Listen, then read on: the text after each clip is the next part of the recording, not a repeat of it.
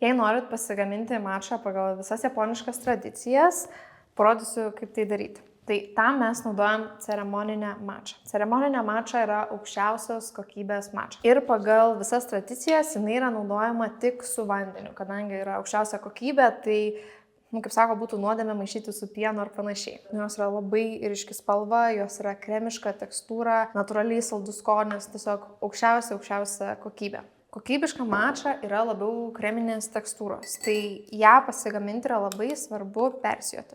Jos užtenka tokio tikrai nekupino šaukštelio, nereikia kupino, labai dažna klaida, tada būna per kartu ir tada tiesiog persijom. Tie milteliai tokie purus ir mes išvengiam gumuliukų. Tada naudoju karštą vandenį, bet tik neverdantį, iki 80 laipsnių temperatūros, įpilu šiek tiek, nes su šiek tiek yra visuomet lengviau išmaišyti. Kai buvau mačos gerimo ceremonijai Japonijai, turėjau tokią privilegiją, buvo procedūra labai ilga, nes jie tai priima kaip labai tokį ritualą ir mača yra maišoma su šluotele. Tačiau aš noriu šį video padaryti kuo praktiškesnį. Mano širdžiai šluotelė nėra tokia praktiška, nes ją reikia pašildyti ir visa kita. Jeigu jūs norite tokio ilgesnio ritualo savo, tikrai imkite šluotelę, bet man labai patogu yra tiesiog su plakikliu susimaišyti. Tai aš tai ir padarau.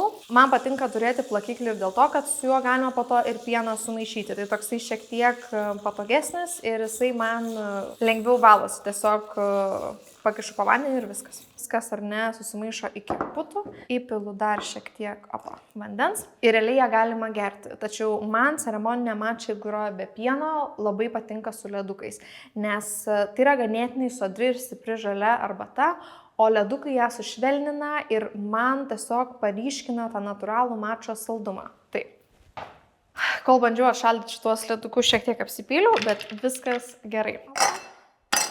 Ir pilu mačą.